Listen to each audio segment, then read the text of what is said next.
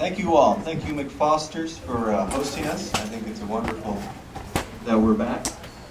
We all came here back in 2000, I think, and is now a repeat customer. So, thank you all for coming again. Just want to tell about Ralph a little bit. I think it's important that Ralph's just a private citizen, and is a great example of what one person can do, working with many others across the country. Ralph is the son of Lebanese immigrants born in Connecticut. He graduated from Princeton in 1955, Harvard Law School in 1958, and in the 60s hitchhiked to Washington his dream was to regulate the auto industry. He wrote Unsafe at Any Speed, which was a book that really was the spark for the consumer movement. Showed how one person could take on the largest corporation in the world and have a victory. Compare that to today, where we're at such disparities, which Ralph will talk about. Using that notoriety and attention, having the CEO of GM apologize in front of a Senate committee because of the way they spied on him, tried to smear him for exposing the dangers in these cars, led him to bring others into the organizing foray to start, with many others, the EPA, Environmental Protection Agency, OSHA, Occupational Health Administration, Freedom of Information Act. Where would we be without that?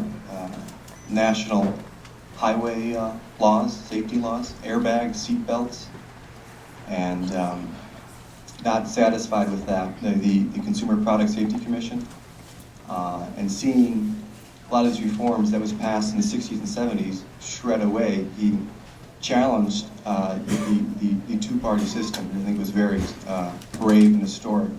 And these two parties have tried to silence, as you know, local third parties, and tried to do the same thing with him. So he ran in 2000, 2004, 2008, exposing both sides for what they are. And I think this book is a great example of how Ralph is ahead of the curve and trying to move us all forward. So thank you, and here's Ralph Nader. Yeah.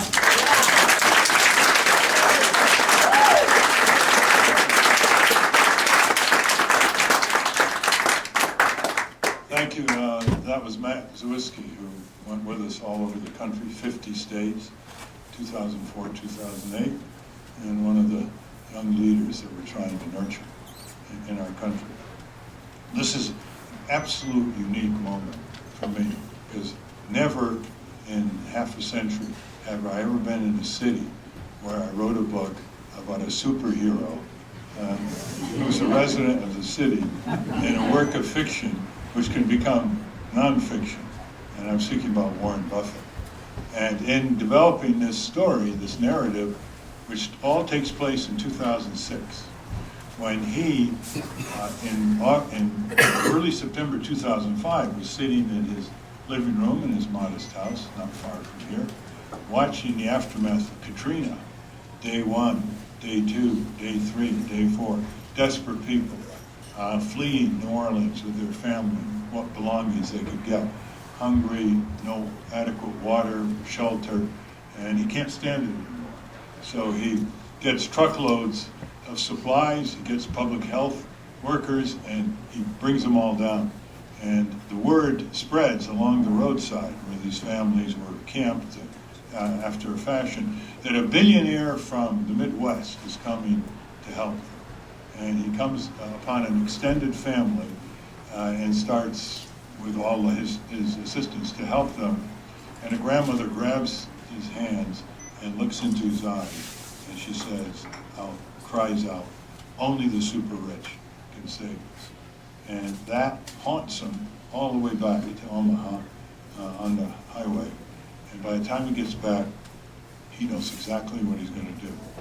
And that's the beginning of the story, where he gets 16 other billionaires and mega millionaires. And these are real people in fictional roles, like George Soros, Ted Turner, Ross Perot, Phil Donahue, Yoko Ono, Bill Cosby, William Gates, senior, and so on. And he gets them all together in a mountaintop hotel in Maui, Hawaii. So there's no distraction. And they basically start dialoguing one another, trying to figure out what is the plan, what's the strategy that can take power away from the corporate Goliaths and their entrenched political allies in Washington, and put it back in the hands of the people in a participatory manner, where the people would have easy facilities to organize themselves into groups like consumer groups, third-party, clean elections party, taxpayer, workers, the various roles that we all play. And so they're sitting there, and they decide that they were going to operate as if it's the last year of their life. No delays, lightning strategy, because they knew enough history to know when changes are long overdue and people really want these changes, but they don't have any power to get them. If you don't move fast, you'll give the opposition time year after year to build up and scuttle. We can see that now in the healthcare insurance area. I mean, Truman's proposed universal healthcare in the 1940s. It's the only country that doesn't have it in Western Europe, and some third world countries. So they go out, and now the master convener is Warren Buffett. And every talent he has in real life is tested and applied. His ability to deal with these super egos, these, big achievers. How does he get them together? How does he subdue the fractiousness? How does he handle them to give them their own space as they go out in February and March and pursue their own causes and get huge publicity, because they can do anything. They're multi-billionaires or billionaires, so they can get mass media, they can get mass advertisements. One of them buys up TV and radio stations and creates a network. They start a People's Chamber of Commerce. They get inside all business sectors by buying up an insurance company, a bank, an auto dealer, a dry cleaning company, etc., in order to push forth sustainable practices, but also to get intelligence back about how these trade associations are preparing for their titanic counterattack later in the year. So Leslie Stahl read this book on her vacation. She carried it with both hands. It's my answer to Ayn Rand, if you want to know why it's so long. But it's long because it's designed to be realistic. I didn't want any reader to think that there were wands here, magical wands that sort of went over bumps in the road. I wanted everything to be as if it could happen. And Tom Peters, who wrote this raging bestseller years ago, some of you may remember, In Search of Excellence in the 1980s, he said, Mr. Nader's produced a wonderful piece of fiction that I'd love to see become nonfiction. It's exactly what. Anyway, she wrote me a nice letter, Leslie, and said she thought it was engrossing, creative, and funny. And I said, well, I'll take all three. That's exactly what it needed to be, because there's a lot of policy in here. There's a lot of conversation, a lot of dialogue. And just think of what they had to confront, how to get the message across, how to get people's attention in a saturated media world. They used, for one thing, a macaw parrot, which they called patriotic polity. And so they put these 1-minute ads on. Well, how do you get people's attention? There's thousands of ads. Well, the parrot comes on at the beginning and says, get up, don't let America down. Get up, don't let America down. All of a sudden people are, what is this thing? And they listen to the ad, and the ad invites them to send their ideas on how to better this country or their community. And so they got, in the first round of the national media buy, they got 13 million emails.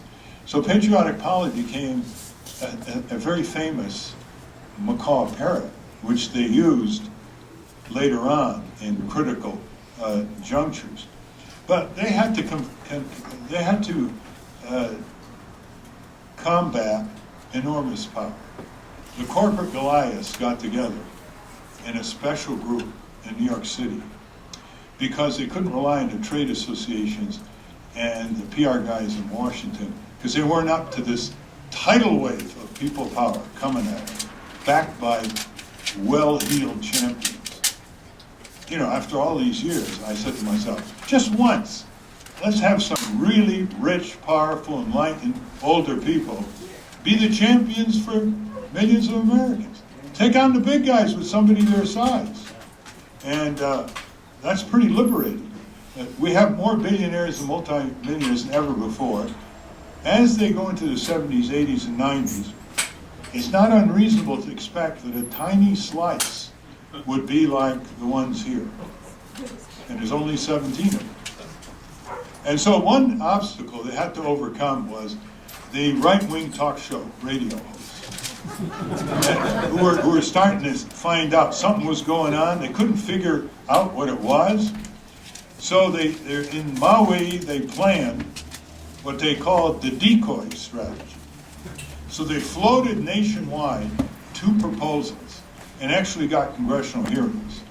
One proposal was to change the national anthem from the Star Spangled Banner to America the Beautiful. And the other one was, and they got a lot of teachers, and especially in deteriorating inner city schools, to start the children with the Pledge of Allegiance. Realistically, they changed the ending from with liberty and justice for all to liberty and justice for some. Well, the talk show host took the bait. It was red meat and pawn vanity and bush bimbal. Day after day, they're roaring back and using all their wild vituperatives and so on. In the meantime, the billionaires were getting traction and building from every congressional district. Building, because these guys were off, chasing these hounds. And so there are a lot of techniques, strategies, tactics, from my experience of losing, not just winning. I always try to learn from losses, because as my father once told me, your best teacher is your last defeat. Or once he said, your best teacher is your last mistake. And I put it into this book. So this book was bred of a lot of things, one of which is frustration. Frustration can be very demoralizing or can be very creative. You just have to generically grow up among the young people here. You got to grow up not wallowing in an intellectual indulgence known as pessimism. Abolish it. Everybody has plenty of time for pessimism when they depart the earth. Plenty of time for that. And so in this book, I really poured the what ifs, because when you lose, see, we lost the Consumer Protection Agency bill very narrowly in the last year, 2 years of the Carter administration. And we wouldn't have had the SNL crisis, etc., if we had had this as law. Anyway, and it was hugely opposed by a whole collage of, or collaboration of special industry lobbyists, meeting regularly in the Madison Hotel. And so when you lose, you say, what if we could have gotten more media at the right time? What if we had a better strategy? What if we had some influential people who could call some of our opponents in Congress because they've been supporting and funding them for years? What if? And when you write fiction, you got the answer. Money is no object. Media is no object. Getting the best thinkers on board because they know they're on a roaring train rather than a train that doesn't have any fuel, even though the track is pointing in the right direction, no problem. The serious scale of this confrontation, this mobilization, they hired at the peak these billionaires. They called themselves meliorists, people who bet things. The height, they had 400 full-time recruiters, sifting hundreds of thousands of resumes that were coming in. As all these suppressed citizens, just boom, they just came to the forefront because something great was happening. And they had hundreds and hundreds of lecturers going through communities. They were called lecturers apropos the early populist movement in America, when the farmers started coming out of East Texas with that great movement that spread around 2/3 of the country. They had lecturers. They actually went face to face with people, farm to farm. Actually, they signed up 200,000 farmers in 6 months in 6 counties in half a year or so, with $1 dues farmer, dirt poor farmers going after finally the railroads and the banks who were squeezing them from both sides. That's about $50 today. Fantastic achievement. How did he do it without text messaging? No electricity, no motor vehicles, no paved highways, no telephones. So we ought to take our best moments in the past, put it before us and say, what's our excuse? We have all these. What's our excuse? What's our distractions? And it makes people think. I think people who read this, A, will come out feeling that they're stronger citizens. B, they'll never be as inhibited again asking rich people for money. And C, they'll imagine. I signed this book, imagine.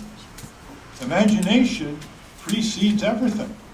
Imagination precedes the reach, which precedes the grasp, and everything that we'd like this country and world to be. So it's very motivating in that respect. Warren Beatty's in the book, and he runs against Schwarzenegger for governor. Because if you know Warren Beatty, he's always about to run, and he can never make up his mind. He's going to run for senator. He's going to run for this. He's going to run for that. So I figured this time I'd break his indecision. And there was a scene where Barry Diller, who's one of the mega millionaires, calls him up, and he says, Warren, I want you to run for governor. And Warren says, oh, hi Barry, do you have a good script? The indecision again. He says, look, I want you to run for governor. I'm going to have 2 billionaires by your side. You're going to go up the whole west coast of California. You're going to take on Schwarzenegger by restoring the taxes on the rich that led to the deficit. And Warren Beatty said, oh, that's really interesting, Barry. How about lunch sometime?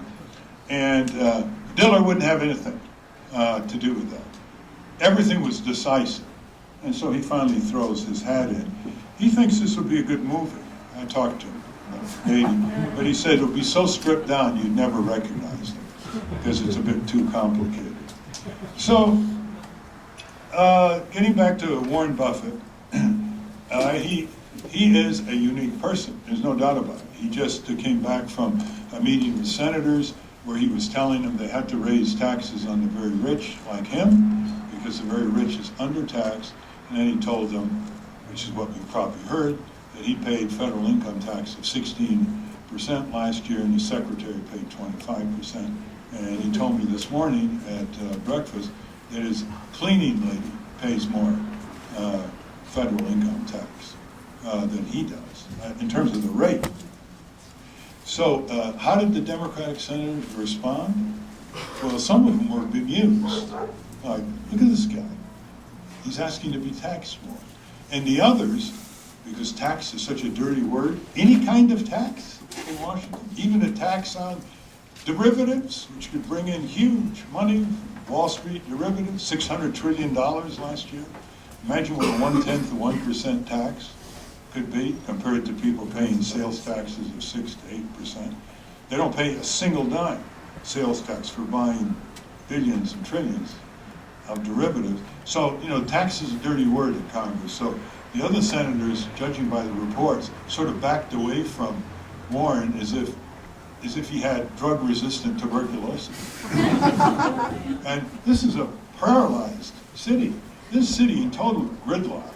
It's a conflict between cowardliness and trivia. It's an unbeatable combination. I've never seen it like this before.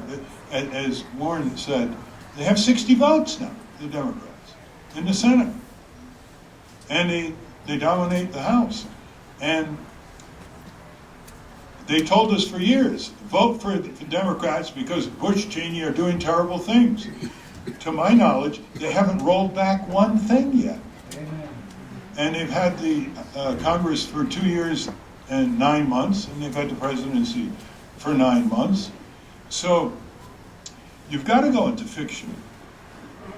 You've got to go into fiction in order to liberate the imagination and facilitate what really could be done. Some of the other things that they did, they had to bring out rallies. And you know how hard it is to get people out these days. Half of democracy is showing up, and it's very hard. People are looking at screens, busy, commuting, feeling sort of down and out, can't fight City Hall syndrome. And here's how they did it.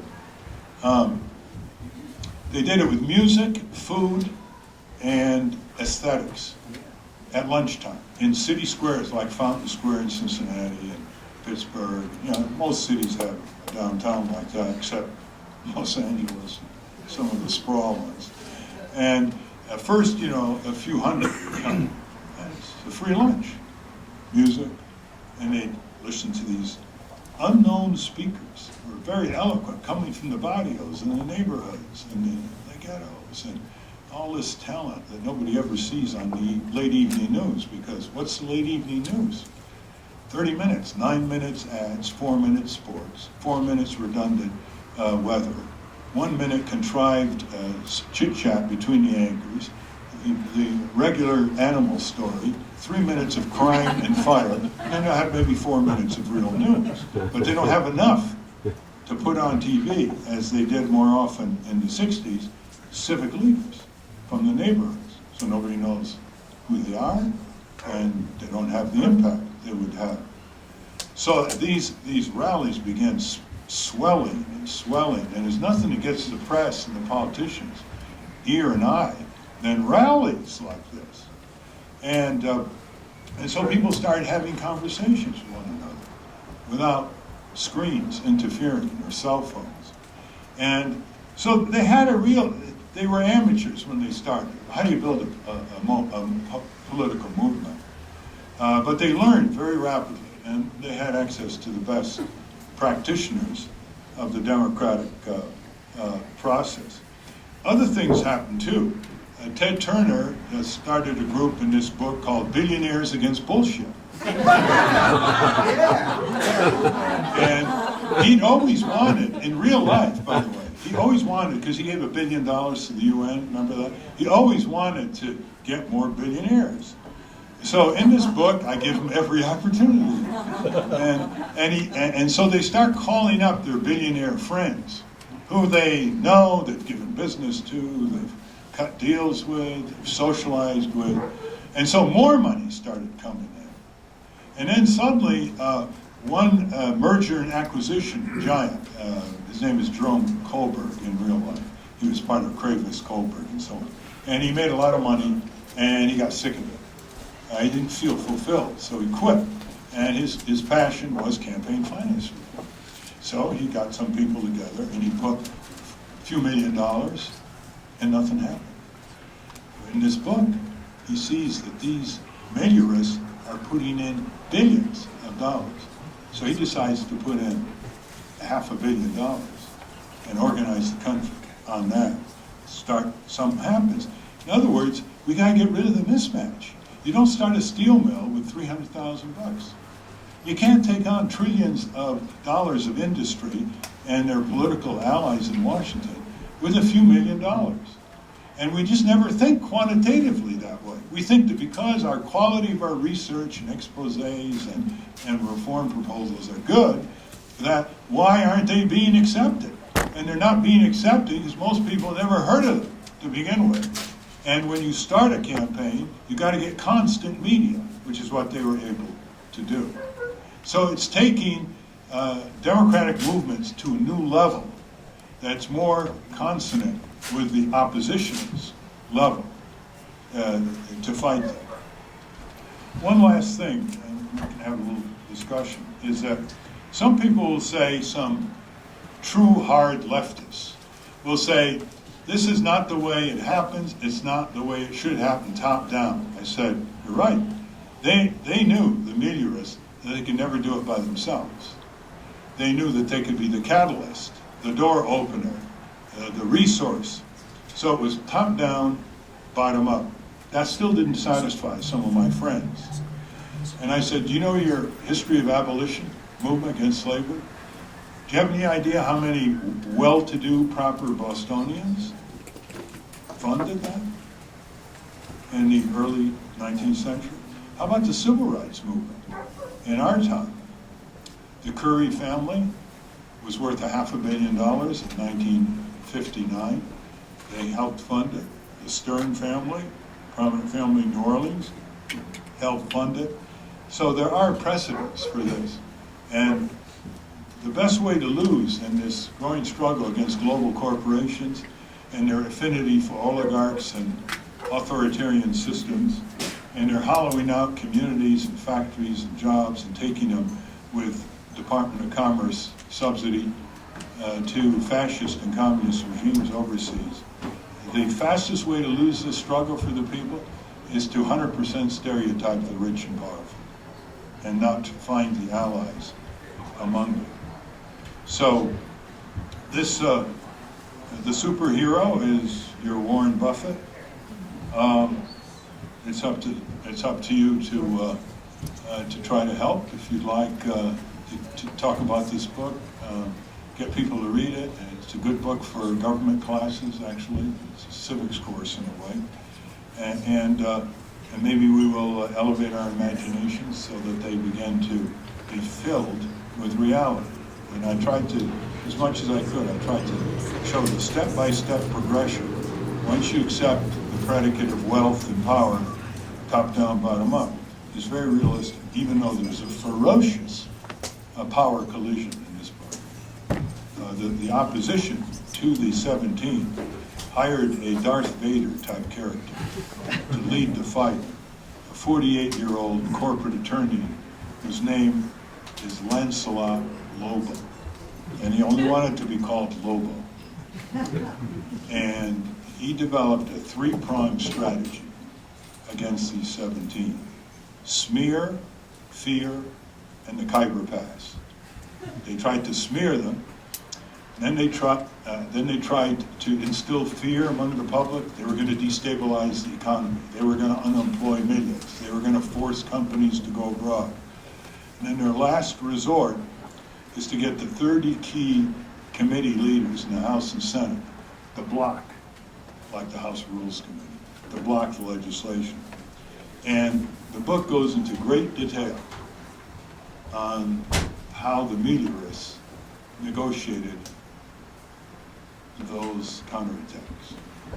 And almost every one of them is realistic once you have that kind of money and power on our side. And knowing that they cannot do it without motivating and mobilizing the people. So there's a good section on it. The most right-wing congressional district in America, which is Southwest Oklahoma. That wasn't hard to find. And the 38-year veteran in the House who ran the House Rules Committee, which can block anything under the rules of the House from going to the floor. How they organized that district, which is full of conservatives. He would run unopposed with 80% of the vote. So it gets rid of the myths of surrender that we imbibe year after year. The myths that we're powerless, the myths that we've got to take what we're given. And compared to Western Europe, which last I heard was devastated after World War II, we're way behind. They got universal health care, decent wages, decent pensions, paid maternity leave, paid family sick leave, paid child care, decent public transit, tuition-free education at the university level, good labor laws, minimum of 4 weeks paid vacation for all their people. We have none of that for all our people, 64 years later. One reason why I didn't think the two parties are really standing up for the people. And the interesting thing here is that Saul Price is one of them. Remember the Price clubs? which merged into Costco. You all know Costco, right? He was the founder of the big box discount store. And he decides to go after Walmart in this book because the labor unions were getting nowhere. And he's going to organize Walmart. And when the heads of Walmart learned that behind all this agitation was the one and only Saul Price, they were terrified.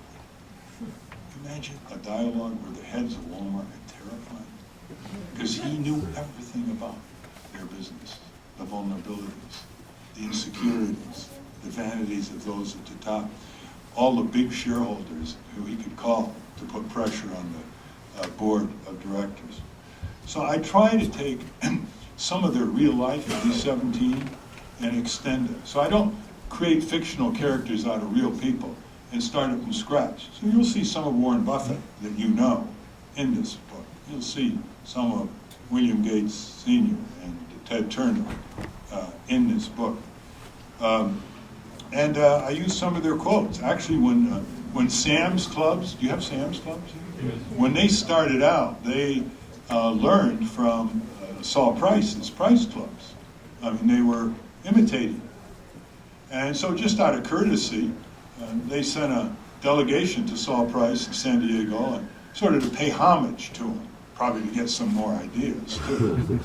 And they said, Mr. Price, we were here to commend you because you are the father of our industry.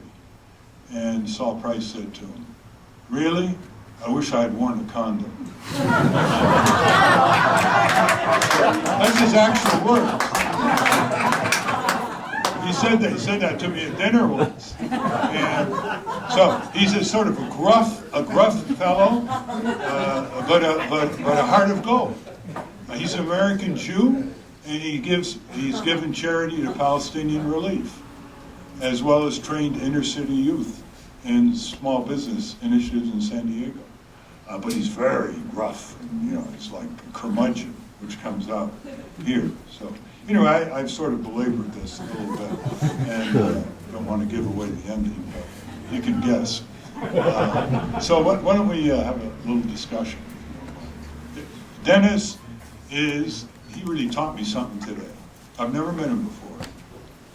He is the champion of the purple martin.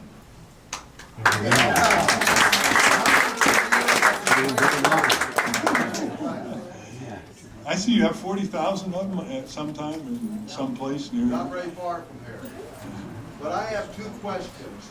How will our current president go down in history? I know it's only 9 months, but will he get anything done or passed? Well, if I had that, I would be called a pundit. I evaluate politicians on the basis of their character and personality, not just their record. And if you have a concessionary personality, if you want to be loved, if you're not a fighter, if you believe in a kind of harmony ideology, you're going to be eaten alive in Washington. Franklin Delano Roosevelt used to say, I revel in the people who hate me. He reveled. Well, Barack Obama has invited repeatedly CEOs of drug companies, insurance companies. He's never invited the other side. All the doctors and others who have led, and they actually treat patients, who've led the fight for full Medicare for all, single payer. So he's turned his back on the progressives during the campaign. He didn't want to associate with them, and now he doesn't want to associate with them. And if he doesn't, he's going to have a real traumatic experience in the 2010 election. Because in 1994, Clinton did the same thing, and people stayed home in significant numbers, and Gingrich went back to Congress. I don't know what we can do. He doesn't respond to letters. He doesn't respond to anything on our side. And Bob Herbert, who was his big champion in the New York Times, wrote a column, writes a regular column, and said, he's starting to break. And he said, a lot of my friends are telling me that Obama treats them like they have nowhere to go. That's bad for him. Never mind for our particular agenda. I mean, nobody wants to see him fail, obviously, but Reich does. my guess is that it's hard to change personalities. There might be an epiphany moment when maybe he will change, become a real fighter, but that hasn't been the case.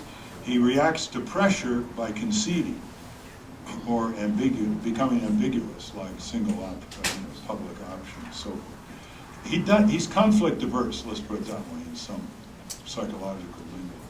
He's conflict averse. That's not, his own party split on him because of that. Now he has to deal with blue dogs, which means he's lost his majority. My other question was, how do we stop corporations going overseas and we losing out? It happened in Nebraska, that ice cream place. They left. The little town is devastated. And how do we stop them from going overseas? Well, we basically have an international safety net, and we say no country that prohibits the formation of independent trade unions, doesn't allow access to independent judiciaries, etc., will import products into this country.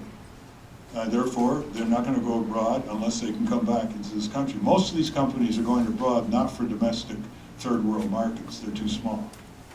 I mean, China is now getting a big car market, but that's an exception. They go back to get cheap labor and import back into the U.S. And we basically say, look, we would never allow Mississippi to decide that it was going to pay 50 cents an hour and import all kinds of serf labor to attract companies from Nebraska and Connecticut and Massachusetts. Why do we have trade agreements that allow third world countries to do that to us? Just as a serious inconsistency here. And the answer to that question is free market fundamentalism. Economics 101, when they brainwashed us in college with free trade. You cannot have free trade with dictatorships and oligarchs because they determine labor costs, not markets. It's the Chinese regime that determines the labor costs. So it's a contradiction in terms. Yes? Thank you. Hi, I'm Francis Mendenhall. I asked you this question in Lawrence, Kansas, I don't know, maybe 5 or 6 2000. years ago. No, it's 2000. We had a big rally in a very crowded hall where I could hardly get to the podium. Well, the question, I know you remember, but maybe for everybody else benefit was that. Why don't you take on global warming a little harder? I'm going from memory, and I'm sure yours is better than mine.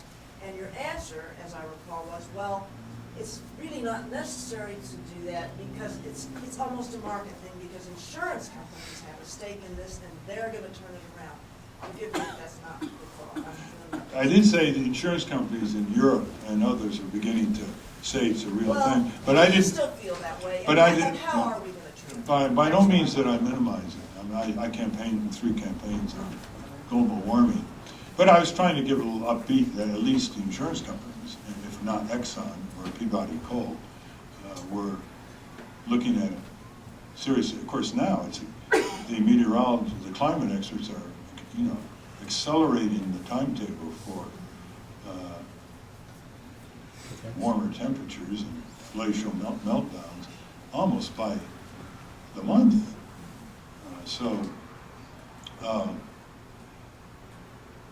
What else can I say? I did it. Let me tell you, I talked about it a lot more than the other 2. I know. I was just looking in your book and I thought, well, I bet he takes it on in here. There's no index. I couldn't cheat and find out really quick. That's the wonderful thing about fiction. You don't have to worry about it. Yes. I really love the whole notion of using your imagination to move out of oppression, and I really applaud you for putting that into the national conversation. But I wanted to ask you about something else. The people's medicine, that is medical cannabis. Do you have a stand on that now that you're not campaigning? The what? The people's medicine, which is medical cannabis. You mean medical marijuana? I call it cannabis. Yeah. Most people don't know what that last word is. Okay, we'll call it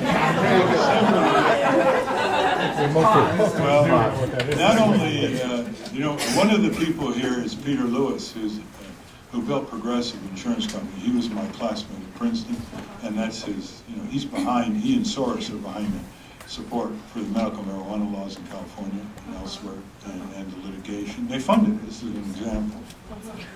And no, I've been for decriminalizing marijuana for a long time. You know, there are 850,000 arrests for small possession of marijuana every year in this country.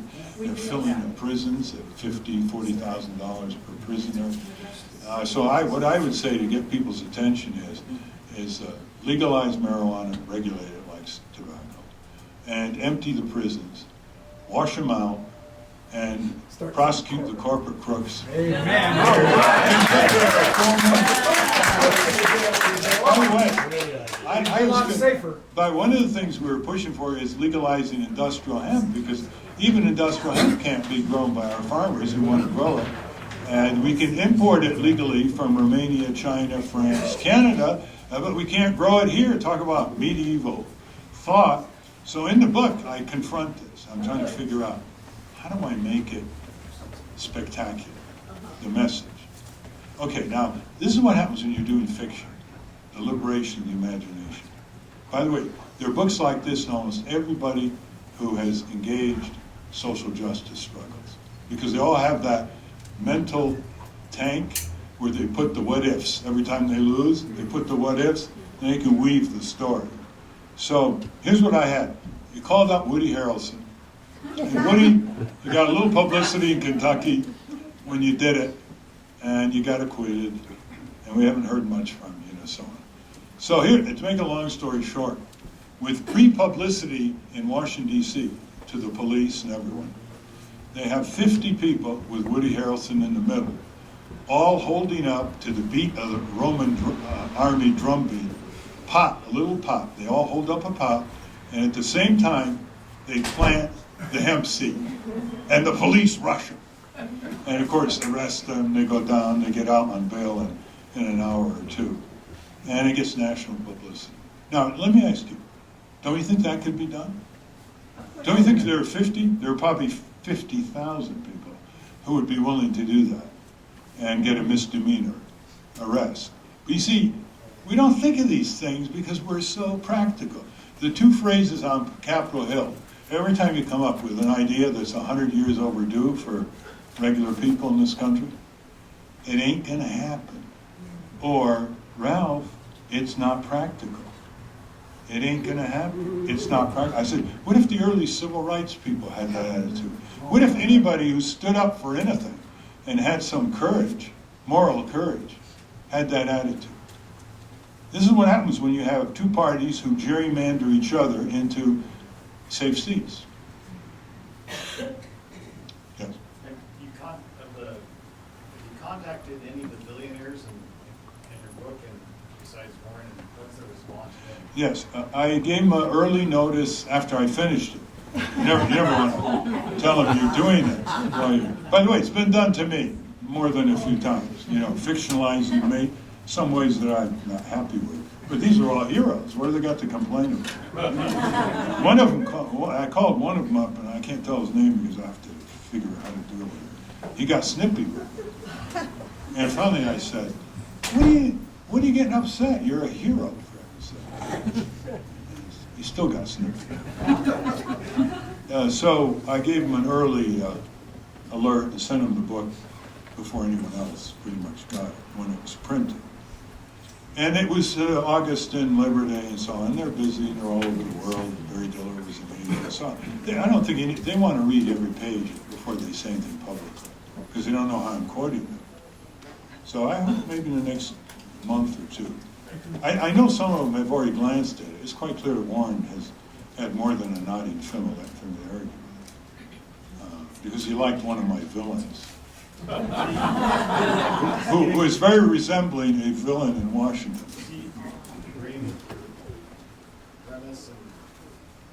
And he has a lot of his own ideas on how to use wealth, as you know. So, but you have to read it all before you comment. I don't blame him. I just want him to comment sometime, all of them, because that would really extend it. It was written up in the New Yorker a week ago, and AP put out 1,500-word feature about 10 days ago. It's getting around, but it's the reaction that's important. And it doesn't have to be just them. It could be some other people. Yes? I enjoyed your book Thank you. and admire your work. I think your book is full of magic. It reminds me a little Steve Martin's guy, how do you make $1 million? Well, start with $1 million. The magic is in the money. And for most of us, and there's tremendous ferment and change in Omaha. There's just lots going on, largely by people who as much lack time as money. So I was hoping maybe you could do a sequel, or a noir classic of some kind, where the same things happen, but they start with people with no money. Yes, well, I've done You've it. had a lot. I've done that many times. Yeah. I started with no money. I hitchhiked to Washington 25 times. They say write what you know. Yeah. I'd love to also. Now, if I did that, that truly would be fiction today. You couldn't do what Well, I... there you go. Then Yeah. you do think it's magic. Yeah. Because it can't be fiction. Your life because story. I think the Yeah. poor will win in the end. I can tell you why somebody who tries to do today what I did in the 60s couldn't get it done. The system is so closed. It's so closed in the Congress, the media. It's even with a company doing a private detective follow and that drama. I am very sensitive to how our democracy is being closed down, step by step, angle by angle, day by day, and it is extremely serious how bad it is. Now, look at the war in Iraq. I mean, the majority were against it. It was war based on lies, deceptions, cover-ups. And what did the mass media do? They hired some retired generals and admirals who were gung-ho for the war, unlike others who were opposed to it. And they sat next to the anchor, and they gave Bush and Cheney a free ride. Now, that would not have happened with Fulbright and Church and some of the others, older senators. They would have required hearings. Instead, Congress abdicated, gave it all unconstitutionally. Only it can declare war, remember. It gave Bush, in effect, the right to decide on the war. Congress is violating its constitutional responsibilities all the time. But for anybody who says this is an off-the-wall utopia, here's my answer. 1984 and Brave New World were dystopias. And anybody who thinks the progressive movement in this country is going to get anywhere, continually doing what it's doing, exposés and wonderful books, denunciations, proposals. There's never been a time in American history when we've documented corporate and government abuse better and more frequently and more prominently in all kinds of media. If they think they're going to get anywhere, just keep doing that, that's their dystopia. Well, that sounded really pessimistic, that we can't accomplish what you accomplished in the 60s, and you told us early not to be pessimistic. Right. And since you're older, maybe you need to realize that we're not depending on national media. I'm self-publishing this video I'm taking now to my own YouTube channel. We're using other systems, and the kids are using the technologies to gather and to publish yourselves and publish your own stuff. So they'll disempower themselves as they become farther and farther from us. That's right. But when you're realistic, you tend to bounce back. Right. When you're euphoric and you're running on myths, you don't tend to bounce back. I get my motivation from defeat. Defeat motivates me, where maybe some other people get demoralized by defeat. So if no one can do what I did in the 60s because the system is closing down, then the question is what you just described. How do we find other ways? How do we surmount in new ways, better strategies? We don't rely on the people who I was able to work with because they're no longer, their replacements are no longer courageous. I mean, they don't have it. So that's exactly the way I want you to respond.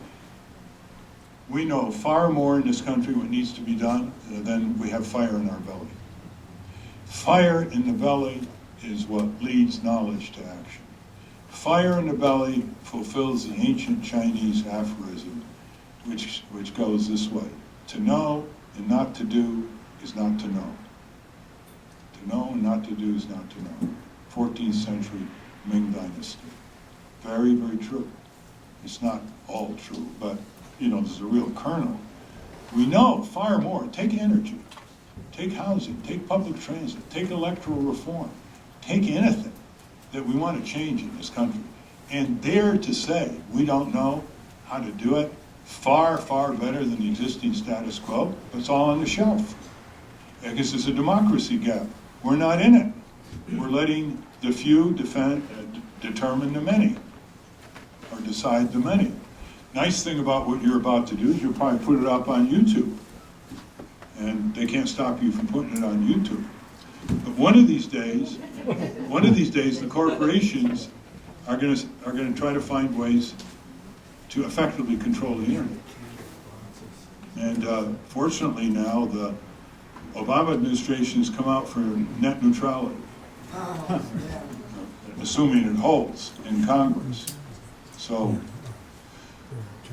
yeah, I want to get you angry. I want to get you indignant. That's the only thing that gets people moving. It's not just knowledge.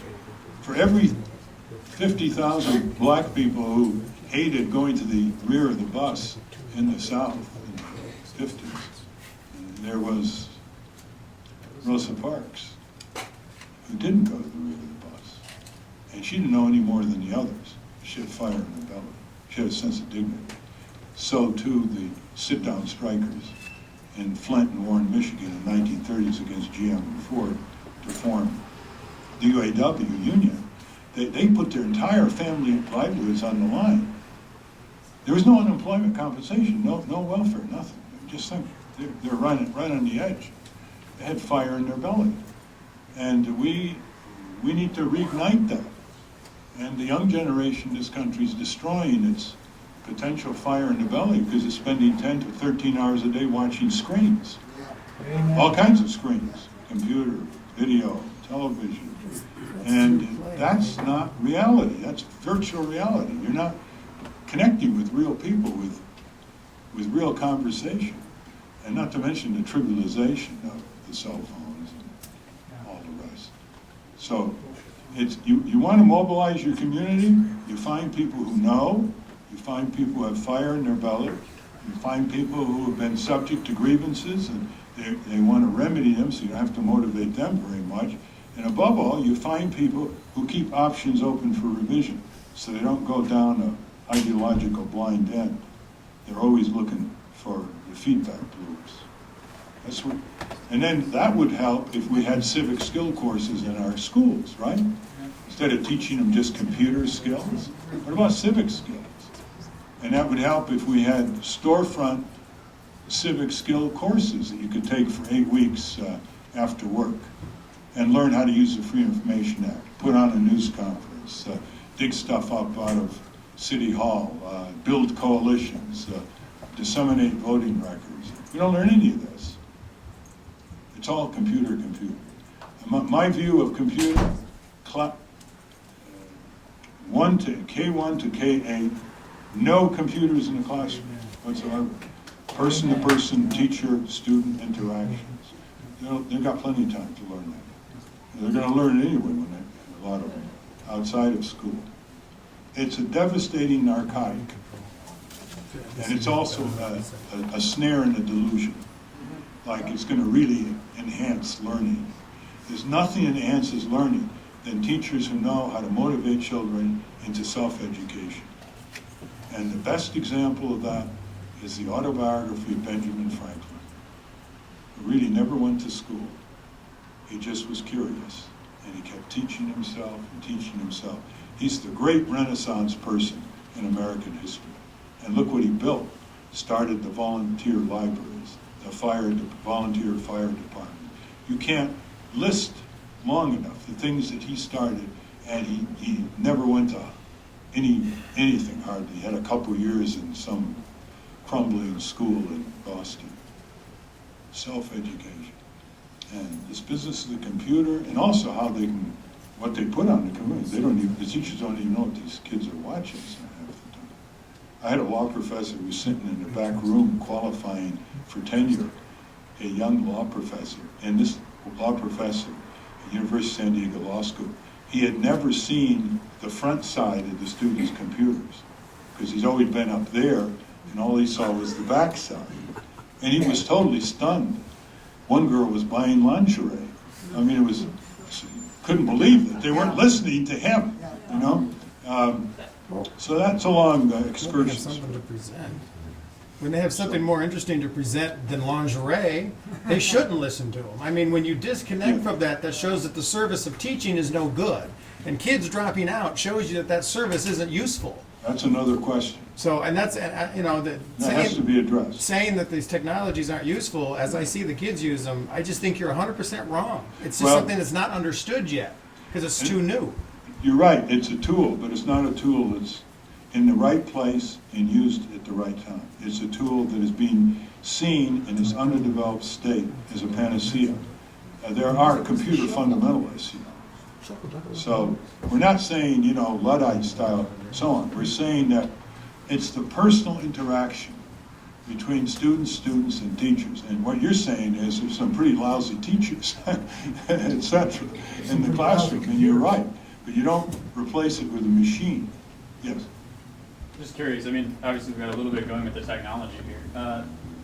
As it goes and grows, I think a lot of online communities are collections of ideas that people attach to, whereas a lot of these collectives are a lot of people who are attached to an idea. So maybe you get more of a singular interface on an online chat room or something to that effect, where they're there for a specific purpose and they're more detached from each other geographically. But ultimately, isn't it learning how to use those types of medias and those types of appropriate, you know, an SMS message is 140 characters. So you tell someone to meet you. You don't try to get your political message out and send your vendetta that way. You say, meet me at the corner. You know, and that's going to spread and Well, grow these things. And we've seen money bombs around false campaigns and a number of people coming together in groups. We're seeing experimentation here. Obama So got pitch ID in 13. Washington, D.C.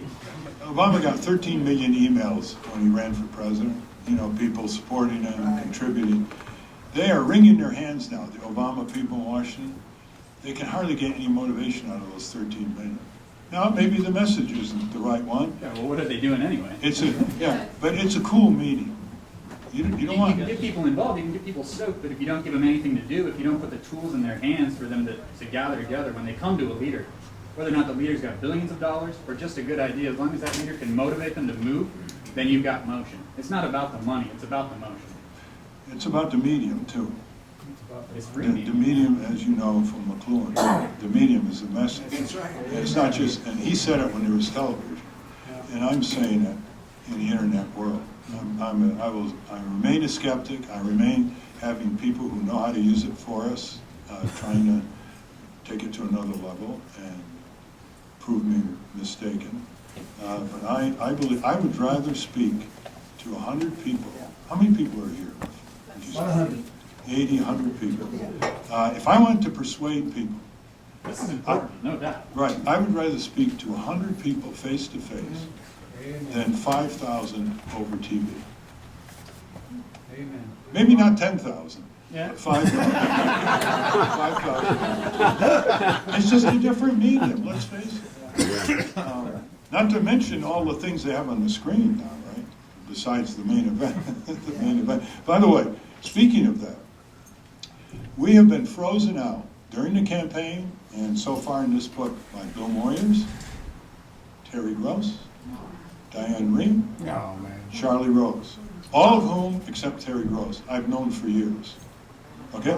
Now, they are public radio and public TV, and they try to say we're different. We're not afraid of the commercial powers, or, you know, we get money from you, even though we get money from corporations and from Congress. What you can do to help us get on, is I think the staff is screening the talk show hosts. That often happens. I actually have evidence of that. Just email Moyer's program and email Terry Gross and Diane Rehm and Charlie Rose. If they get 50 emails in a day from anywhere in the country saying, why don't you have us on? You know, what are we, contagious or something? I called up Terry Gross during the campaign. I said, you know, I've never been on your show. And we're running number 3, however distant. And we are proposing issues supported by a majority of the people, more than the two other candidates, Obama and McCain. It's literally true. In terms of our agenda, like 20 issues, far more majoritarian support than theirs. They wouldn't talk about cracking down on corporate crime, for example. It's a corporate crime way. Read the Wall Street Journal. And she says to me, I happened to get her on the phone by mistake. She picked up the phone. I said, hi, Terry, Ralph Nader. Nice to get you after all these calls. Why don't you have me on? And I gave her 5, 6 quick sentences. And she said, oh. She said, well, you know, a lot of people want to be on my show. Yeah. There's deep prejudice, bias, political bias, and it's unseemly because there's supposed to be public radio and public TV. So how many would give us a hand? Email. Could you email? Email, I will. Yeah, or go to your network and have them email. I'm telling you, if you get 50 or 100 in the next day, they'll see what's going on here. So, someone else. Skeptically good. Anybody? I saw some hands. Yes. Talk about the amenities and the services of the European countries. What kind of tax do they Good point. They tax higher in European countries, but not that much. But look what they get for it. Yeah, amen. Okay, they get universal health care, all these things I said. These kids today, they're going to Berkeley, they're up to $7,000, $8,000, $10,000 now for a public university. That's if they live in California. And if they don't live in California and they go to Berkeley, it can be $20,000. So look what they get for it. I mean, if you had our income tax and payroll tax, sales tax, and you take theirs, it might be 10 percentage points higher, but look what we get for it. I mean, look what people spend on health insurance. And, I mean, that's in lieu of wages, you know. When you get the employer, that's not a freebie. That's in lieu of wages. One reason why wages are lower than Western Europe is because, we give them health insurance. Health insurance. The tragedy is that the companies who would benefit from single payer, like General Motors, Ford, others, because they wouldn't have to pay as much to insure, and they'd be more competitive with foreign companies who don't have to pay any premiums like that. They're not lobbying in Washington because big industries don't like to take on big industries at the core of the big industries' reason for being. So the auto companies don't want to take on the health insurance giants at the core of their reason for being, which is try to avoid the sick and deny benefits to make more profit. That's a perverse incentive, which is why you have to replace them, which is what Medicare did for the most part for the elderly, apart from the gaps. Yes? Yes? I was just wondering, one of the big things that they cry is socialism. How would you respond to people that come out with that whole thing? Socialism. I say, yes, corporate socialism. Wall Street style. Yeah, that's right. No, there's a lot of ways you can talk about it. You say, let's see, you like the U.S. Army? Yeah, socialism. How about the fire department, the police, the public library? Medicare, is that socialism? I said, do you really know what socialism is? I said, take my father's definition of socialism and capitalism. Here it is. Socialism is government ownership of the means of production. And capitalism is corporate ownership of the means of government. Yeah, amen. It's socialism is government ownership of the means of production. That's a technical definition. And capitalism is government ownership of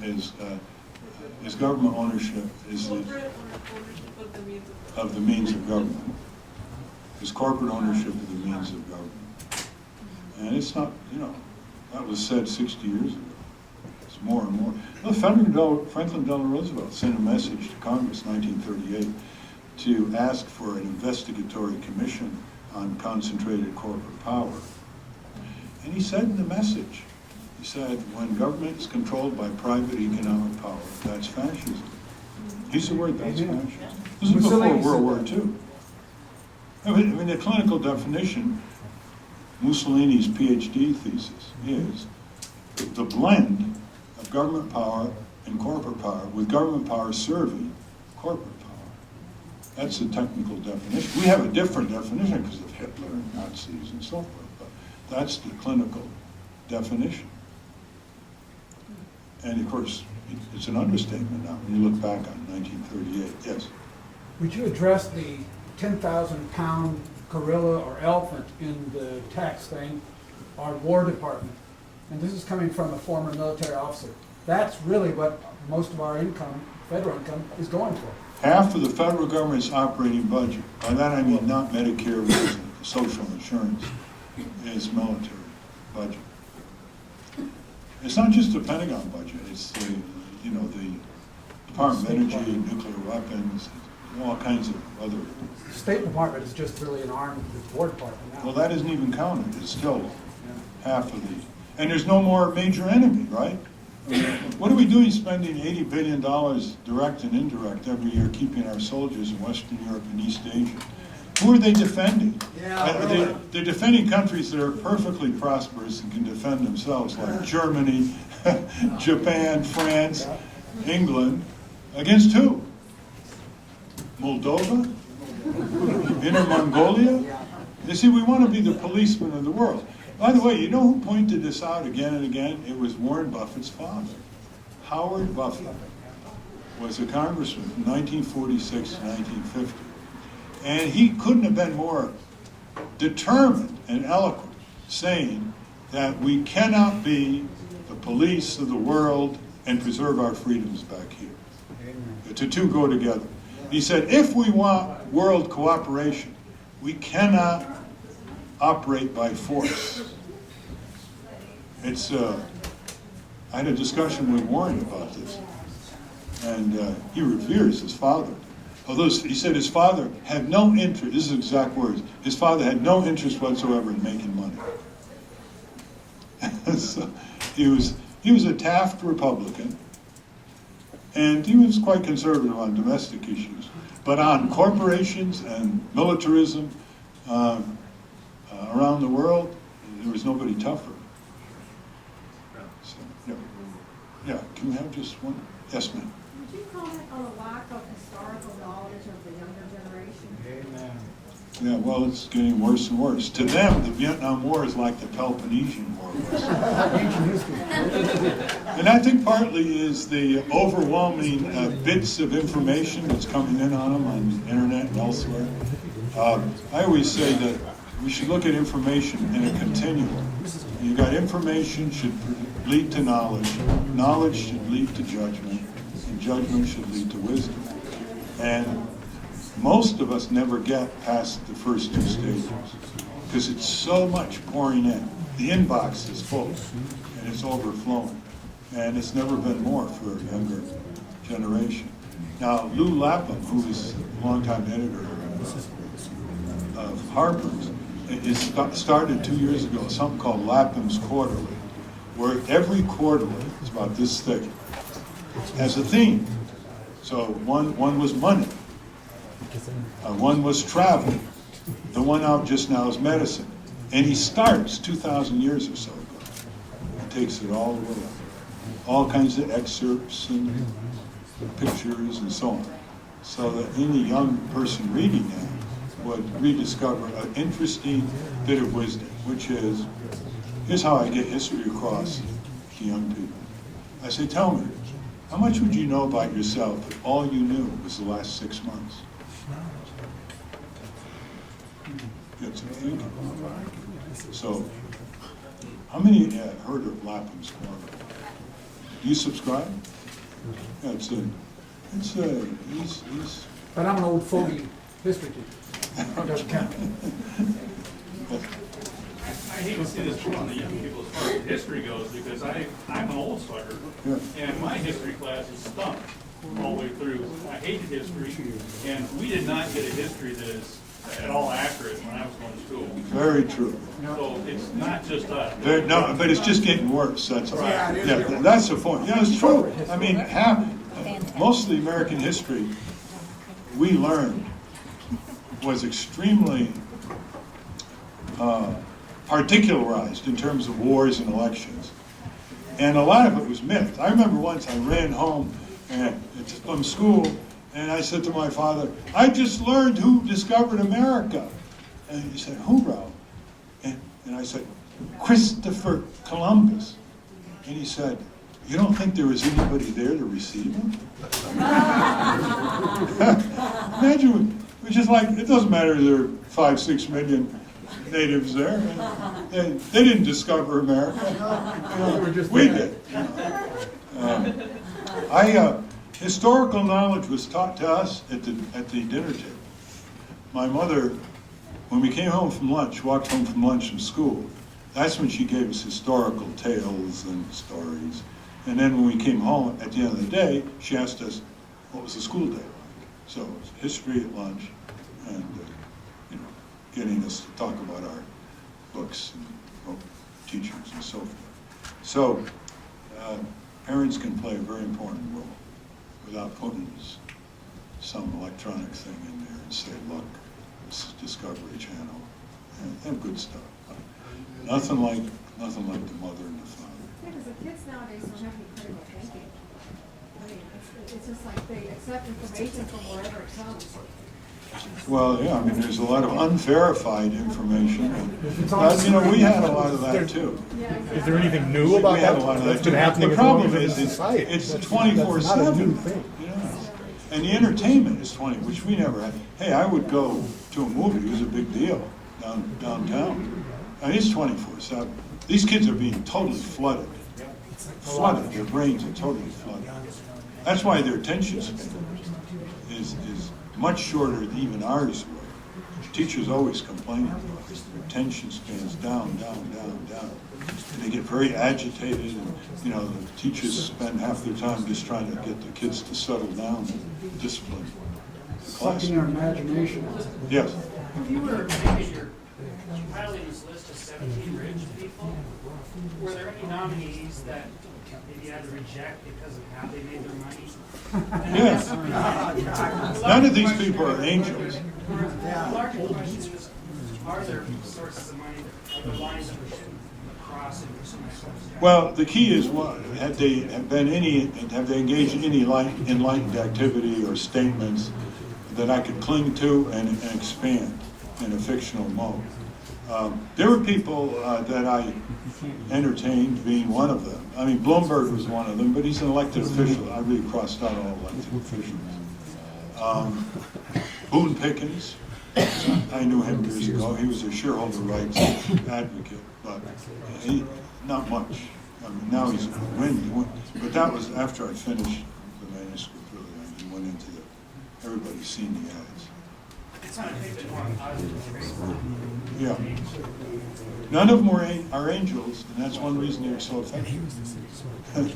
They could relate. Yeah, I know about this one. I know what these people are going to do. I remember. So, in that sense, these weren't Pollyanna people. Money becomes kind of neutral if we put it to the right thing, or is there such a thing as a source of money that's so bad we should? Well, no, I mean, look, you can say all money's dirty. It's what you do with it when you have it in your hands.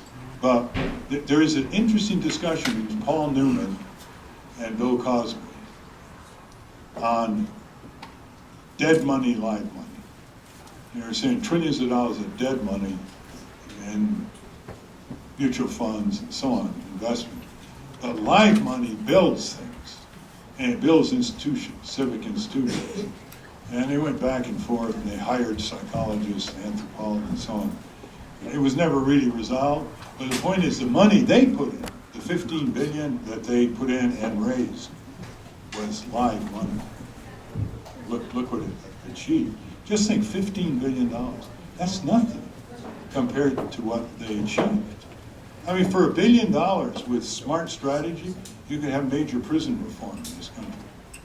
For $1 billion, I would guess you could get single payer. You got 30% of the Congress in private would vote for single payer. They weren't surrounded by these lobbies. And 83 have already signed on H.R. 676 in the House. So imagine someone who wants to go down in history, they're worth $6-7 billion for $1 billion. Can you imagine anything more appealing than that? You know the greatest Canadian? There was a poll a couple years ago, asked the Canadian people, who's the greatest Canadian? Tommy Douglas. Tommy Douglas, who started single payer in Saskatchewan as premier. There wasn't anyone close. Just one more, because, yes. Why don't they buy it? I've had $100 in my pocket and I spent 105 on that night. Why don't they spend $1 billion and buy it? Why don't they buy single payer? Why don't they buy fair health care? Why don't they buy it? That's a great question. They haven't read the book. Well, that's what I'm trying to put the seed in their mind. I think, maybe in the next few months, we will actually list a whole series of changes and say, our best guess with smarts and grassroots organizing, it'll cost $1 billion. This will cost $2 billion.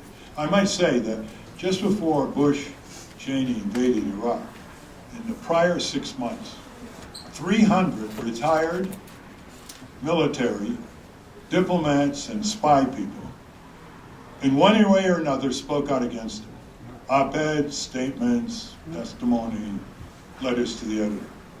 Had someone come along and given them $20 million secretariat and another $20 million media, and got them all together and focused on the Congress, they'd have stopped it. Because it was all based on lies, and that's why they were objecting. They were up to the 4-star generals in the Army. They were against it in the Pentagon. They knew there were lies: weapons of mass destruction, collaboration with Al Qaeda, a threat with drones that Saddam was going to send over here. This guy didn't know where he could sleep from night to night. He was presiding over a dilapidated army that wouldn't fight for him to begin with, surrounded by Turkey, Israel, Iran, huge enemies and so forth. And we built him up because we had to find another enemy, and we had to get the oil. The military-industrial complex that Eisenhower warned about in his farewell address has to keep finding enemies. They are exaggerating Iran now to levels where there are people in Iran who don't particularly like their regime. See, these people must be crazy. We got Israel aiming 250 nuclear weapons, potentially. They have them. They don't belong to the Non-Proliferation Treaty. They don't allow inspection. They don't have to produce documents. And why are we beating up on the Iranians for? That's what they're saying. You invaded us with your buddy Saddam Hussein, and we lost 500,000 men. You shot down a civilian airliner, which was taking off before the first Gulf War. You overthrew our popular prime minister in 1953, and even Obama recognized that in his Cairo speech, because he was going to nationalize oil that was controlled by the Anglo-Iranian Oil Company. You've got us surrounded by the U.S. military, north, west, south, and you've labeled us the axis of evil, along with Iraq, and you've invaded Iraq. I wonder why you think we're scared. What would we do in that position? Always ask, what would we do in that position? But no, it's in half of the press conference today with Gibbs in the White House. Iran, as these total ditto heads called the White House press corps. Just, they wouldn't know how to ask a tough question if their career was based on it. And the drums of war are expanding. And if Iran is struck, all the people who dissent from the regime will be back in line supporting the regime. And Iran knows how to fight back better than Iraq did in the Middle East. So this is crazy. Now, if we had 400 or 500 ex-diplomat, military, security, if someone rich, organized, allowed them to have facilities so they wouldn't have to just have a quota, one letter to the editor in the New York Times in 6 months or whatever, if they got them some help to lobby Congress, who's going to be able to challenge their credibility? These people fought real wars. These people know diplomacy. These people know security. Just something like that could have stopped this enormous tragedy that's cost over 1 million Iraqi lives and left the country devastated and cost us 4,500 and 100,000 injuries, which are undercounted, by the way. So I saw them. I tried to contact them. They were brigadier generals, admirals, you know. It was hard to get through to them, but somebody who had a secretariat, someone like Warren Buffett, George Soros, they could have made it happen like this. And so let's not exaggerate the opposition to the good life for the American people, the safe life. Let's not exaggerate. When you feel weak, you exaggerate the power of your opponent, right? The stronger you are, the less you're able to exaggerate. It's like two football teams. One comes on the field knowing that they're just high school level up against Michigan or whatever. They're going to exaggerate. But if they think they're stronger, they're not. And we're in a position as a people where we exaggerate the opposite power structure more than it's already powerful. It's also a way we can cop out. We can rationalize our own futility. That's, you know, you've heard people do that. You know, what's the use? They're going to do whatever they do. Go shopping.